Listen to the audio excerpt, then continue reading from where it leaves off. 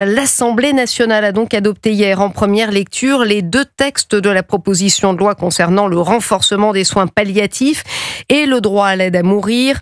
En Moselle, à Longwy, cela fait 10 ans qu'un médecin généraliste se bat pour l'ouverture d'une maison de soins palliatifs dans ce désert médical. Il espère donc que cette nouvelle loi bientôt va faire changer les choses. Mélina Fachin est la correspondante d'Europe 1 dans le Grand Est. À Longwy, il y a 4 fois moins de lits d'hôpitaux dédiés aux soins palliatifs que dans le reste de la France. Cela fait 10 ans que le docteur Jacques Fabrizi réclame la création d'un centre spécialisé. Je ne suis pas entendu par les pouvoirs publics.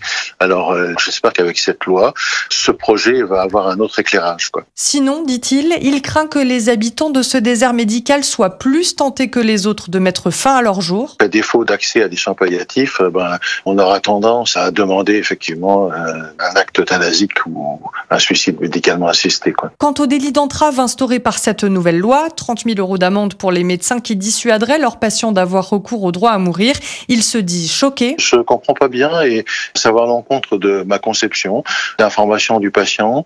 Je veux dire, c'est pas faire confiance aux médecins et c'est cliver les choses entre les pro-euthanasiques et les anti. Moi, je me place pour un développement des soins palliatifs et pour que chacun y ait accès. Voilà. Et ce, aussi bien dans les grandes villes que dans les zones plus rurales.